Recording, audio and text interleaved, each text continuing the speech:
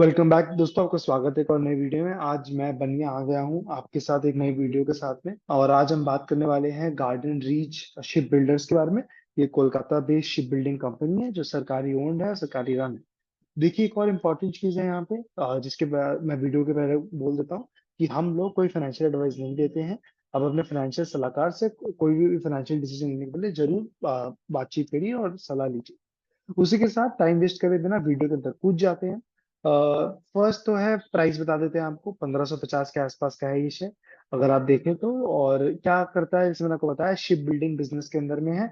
और Kolkata based company है। Fast jets, attacker craft, और लाइक होता है ना आपका पेट्रोल वेसल, उसके बाद आपका लाइक इनशोर ऑफशोर, उसके बाद इलेक्ट्रिक फेरी, बहुत कुछ करता है ये। लाइक होता है ना कोचिन शिपयार्ड, मैसडॉक जैसा ये भी एक शिप बिल्डर है जो काफी अच्छा काम कर रहा है। 100 साल पुरानी कंपनी है। ये सब तो बोलने की जरूरत है ही नहीं, सरकारी कंपनी है तो मतलब फुल सरकारी बेनिफिट भी है और फुल सरकारी वीकनेसेस भी है। ठीक है, अब आ जाते हैं क्यों ये स्टॉक इम्पोर्टेंट है, ये सेगमेंट क्यों इम्पोर्टेंट है।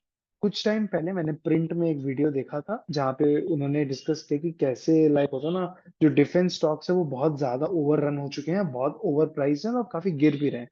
जैसे मैं आपको यहाँ पे दिखाना भी चाहूंगा एक बार कि ये जो स्टॉक है वो कम से कम 2800 रुपए तक गया था। If I am not wrong, 2800 या 2800 रुपए तक गया है। और उसके बाद में आज अगर आप देखें तो ये 1550 के आसपास का रेंज में। गुड और बैड न्यूज मैं आपको दोनों बताऊंगा यहाँ पे। फर्स्ट तो गुड न्यूज ये है, आई थिंक अच्छा प्राइस पे है, आप देख सकते हैं, मतलब वो आपकी इच्छा है। दूसरा क्या है, अगर आप कंपैरिजन करें कि हम किससे लड़ने के लिए रेडी हो रहे हैं, चाइना ही है जो ऑब्वियसली। लार्ज कॉम्बैक्ट वेसल्स हमारे पास 10 है, उनके पास 36, 3 टाइम्स। स्मॉल कॉम्बैक्ट वेसल हमारे पास 32, 105, 3 टाइम्स। लाइक होगा ना ट्रांसपोर्ट लैंडिंग व्हीकल हमारे 17, 52, 3 times. Petrol craft vehicle 55, 67, 0.5 times.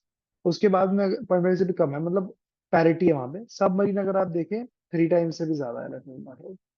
Total अगर आप देखें हम लोग काफी डेफिसिट में है। एयरक्राफ्ट कैरियर को मैं नहीं गिन रहा हूँ क्योंकि तो बड़े व्हीकल हो गए और बड़े चीजें हो गए। अगर आप एक चीज पे यहाँ पे देखेंगे, आने वाला टाइम में जैसे जैसे यूएस इस एरिया से विड्रॉ करता है, हमें Arabian sea, gulf of Oman, यहाँ पे लाइक होता है ना गल्फ ऑफ थाईलैंड, ये जो मेक्सिको वाला जो अंडमान सी वाला एरिया है उसको भी गवर्न करना है, अपना भी बे ऑफ बंगाल को गवर्न करना है। एकदम से बहुत रिस्पॉन्सिबिलिटी आ गया है। देखिए मलाका स्ट्रेट जो है यहाँ का, तो हमें करना है, तो हमें इवेंचुअली अपना कैपेबिलिटीज को बढ़ाना पड़ेगा। एक इंपॉर्टेंट चीज है जो मैं आपको यहाँ पे सिखाना चाहूंगा, इसका रीजन क्या है। यूएस ने अपने शिप बिल्डिंग जो चीज है, जो फैसिलिटीज है, उन्होंने अपनी शिप बिल्डिंग को काफी कम कर दिया है। उसकी वजह से क्या हो गया, उनके शिप बिल्डर्स जो हैं वो डाई आउट कर गए। अब वो लोग क्या कर रहे हैं, 2023 में उनके जो नेवी का कमांडर उसने बोला कि भैया हमें जल्दी से जल्दी यूएस शिप बिल्डिंग को, क्योंकि शिप एक ऐसा चीज है किसी और से नहीं बनवा सकते। देखिए, एक आध ship is a different thing, पर आपको अपने यहाँ ही बनाना होगा मास प्रोड्यूस, सबको चाहिए और टाइम लगता है। लाइक एक शिप बनने अगर आप भेजे हैं तो आपको एटलीस्ट लाइक होता है 3-5 साल लग जाता है। अगर आप कोरिया या ताइवान है तो आप 1-1.5 साल में कर लेते हैं, क्योंकि वो लोग अलग ही लेवल का टेक्नोलॉजी यूज करते हैं। वो लोग बहुत फास्ट करते हैं चीजों को। तो वो लोग क्या कर रहे हैं, वो कर रहे हैं बाकी बाकी देशों से, जैसे कोरिया हो गया या जापान हो गया, आपका ताइवान हो गया, वहां के लोगों की वहां पे आके यूएस में आके शिप बिल्डिंग को रिवाइव किया जाए। ये बहुत इंपॉर्टेंट चीज है जो यूएस भी कर रहा है। यहाँ पे मैं इस चीज को क्यों फोकस कर रहा हूँ, US is a capitalist economy, India is a semi capital. हमें अभी तक एग्जैक्टली पता नहीं हम क्या हैं। हम सोशलिस्ट भी नहीं है, हम कैपिटलिस्ट भी नहीं है, हम बीच के हैं। ठीक है, हम सब करते हैं। तो हमारे लिए क्या इंपॉर्टेंट है, हमारे लिए ये इंपॉर्टेंट है कि हम भी अपने इंडस्ट्री को लाइव रखें, और जो कि सरकार कर रही है, ये सरकार का एक विजन है जो उसको वो बोलते हैं vision 2030, if I am not wrong. मैं यहाँ पे देखता हूँ कहाँ पे एक है स्लाइड जहाँ पे विजन दिया हुआ है, हाँ, विजन 2035, जहाँ पे ये बोला गया है कि हम चाहते हैं कि हम चाइना के साथ पैरिटी में आए। पैरिटी मतलब हमारे पास जितना शिप है उतना उतना उनके पास भी हो। और इसकी वजह से क्या हो रहा है, एक और जो चीज ये सरकार अच्छा कर रही है वो ये है कि प्राइवेटाइज कर रही है चीजों को। तो प्राइवेट जॉइंट वेंचर्स बहुत सारे हो रहे हैं, जैसे टाटा बहुत बड़ा बेनिफिशियरी है प्राइवेट जॉइंट वेंचर्स के। और क्या हो रहा है, सब इससे क्या हो रहा है, प्राइवेट सेक्टर से क्या होता है, एफिशिएंसी बढ़ता है। अगर सरकार डाल रही है अपने पैसे तो सरकार को लाइक धीरे धीरे हो रहा है, पर प्राइवेट सेक्टर को उसके खुद का पैसा लग रहा है, तो उसको प्रॉफिट जनरेट करना, सो प्रॉफिटेबली उस चीज को सेल करना। एक और इम्पोर्टेंट चीज जो यहाँ पे अगर आप देखेंगे स्टॉक में फटाफट आ जाए, तो मेजर रेवेन्यू जो गार्डन रीच का है वो है शिप बिल्डिंग से। ठीक है, it's a very small company comparatively, like सरकारी डिफेंस कंपनी के हिसाब से 17,000 करोड़ का मार्केट कैप है। मेरे हिसाब से अगर आने वाला टाइम में मैं देखता हूँ, अगर चाइना प्रॉब्लम बढ़ता है, and I am not saying हम डायरेक्ट कॉन्फ्लिक्ट में आ रहे हैं, हम अगर एडजेसेंट भी हैं, या होता है ना कोई भी प्रॉब्लम्स बढ़ रहा है आने वाले टाइम, मुझे ऐसा लगता है, तो शिप बिल्डिंग ऐसा लाइक होता है industry at this pricing is not a bad pick. ये प्राइसिंग खराब नहीं है। क्या मैं एक्सपेक्ट करता हूँ ऐसे और थोड़ा गिरेगा? I think so, but this is a good price to start है। बेसिकली मैं यहाँ पे समझाना क्या चाह रहा हूँ कि इनका जो मेन काम है वो शिप बिल्डिंग है, 85% क्लियरली दिख रहा है। दूसरा, कोचिन शिपयार्ड को अगर आप देखेंगे, जो ये रहा, और इनका 600% का बुक है, आपका ऑर्डर बुक। बेसिकली अगर एक शिप ये हर साल बनाते हैं तो 6 शिप का ऑर्डर ऑलरेडी आया हुआ है। तो और देखिए, क्या सरकारी कंपनी है, कैश फ्लो कभी वीक होगा नहीं, डूबत में भी अगर जाएगी तो सरकार को आके बचाना पड़ेगा। It's a good thing and a bad thing. Bad thing क्या है, इससे प्रॉफिटेबिलिटी हर्ट होगा, डिविडेंड्स मिलेंगे आपको, बट डिविडेंड भी एक लिमिट तक ही मिलेंगे जब सरकार का मन करेगा इनसे लेने का। सरकार अभी का जो पॉलिसी है सरकार का, इस सरकार का, एनडीए का, वो चाहती है मैक्सिमम पोटेंशियल पे रन कराए कंपनी को और मैक्सिमम डिविडेंड का। It's a good thing right now. एक और जो अगर आप यहाँ पे देखेंगे कि पीयर कंपैरिजन अगर आप देखेंगे कंपनी का क्या है, कोचिन शिपयार्ड का मार्केट क्या क्लोज टू डबल है, माजगांव डॉकयार्ड तो अलग ही लेवल पे है, वो तो अलग ही फील कर रहा है। पर अगर आप वाई ओ वाई सेल्स देखेंगे तो माजगांव से ज्यादा है, लाइक होता ना गार्डन रीच का। बेस लोअर है, मैं अग्री करता हूँ इस बात पे, मैं मना नहीं कर रहा हूँ, बट आई स्टिल सी कि ना बहुत ज्यादा पोटेंशियल है। माजगांव डॉकयार्ड में इवेंचुअली सरकार और ज्यादा स्टेक सेल करेगी। इट इज एन इवेंचुअलिटी कि 75% से ज्यादा है उसके पास। तो माजगांव में मेरे को लेने का राइट नाउ सेंस नहीं होता है, और उसका प्राइसिंग अभी काफी हाई है।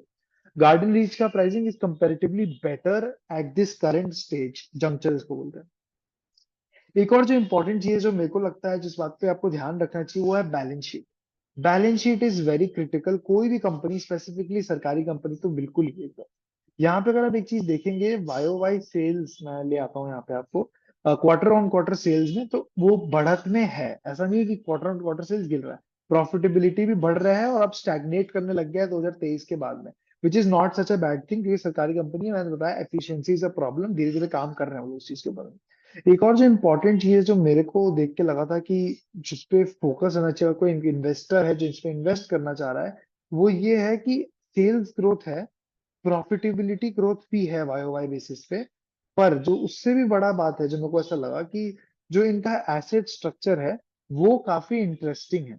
उसका रीजन क्या है, अगर आप देखिए, वर्किंग कैपिटल इंटेंजिबल एसेट तो है ही है, लाइबिलिटी साइड जो है, और करंट लाइबिलिटी अगर आप देखेंगे तो शॉर्ट टर्म लोन्स जो है वो काफी कम है, और अकाउंट पेबल ज्यादा है। अकाउंट पेबल किसको करना है? पे सरकार को करना है, तो वो शॉर्ट शॉर्ट मनी है, वो रुपया कहीं जाएगा नहीं, लाइक डिफॉल्ट नहीं कर सकता सरकार उस चीज के ऊपर।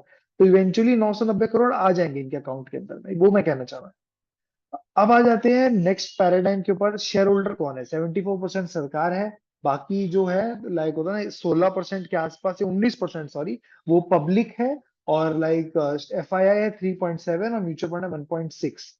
पब्लिक का जबरदस्त इंटरेस्ट बढ़ गया है एकदम से 2024 के बाद में। लाइक ये जो मेनिया आया है, सॉरी 2024 नहीं, एक्चुअली 2023 के पहले से ही बढ़ने लग गया था, और अब तो एकदम पीक पे। आई थिंक अगर प्राइस इज राइट तो ये मेनिया वापस आ सकता है। I think अभी सेल ऑफ जो हुआ है वो मेजर पब्लिक नहीं किया होगा, F I I D I इतना ज्यादा सेल नहीं करेंगे may be at this moment इस स्टॉक को। अगर मैं इस स्टॉक को एक नजरिए से देखूं अपने, और अगर मैं थोड़ा लॉन्ग टर्म होराइजन देखूं, लाइक मैं 2 साल 3 साल या 5 साल का अगर देखूं, तो आई वुड सजेस्ट कि this is a very good buy right now.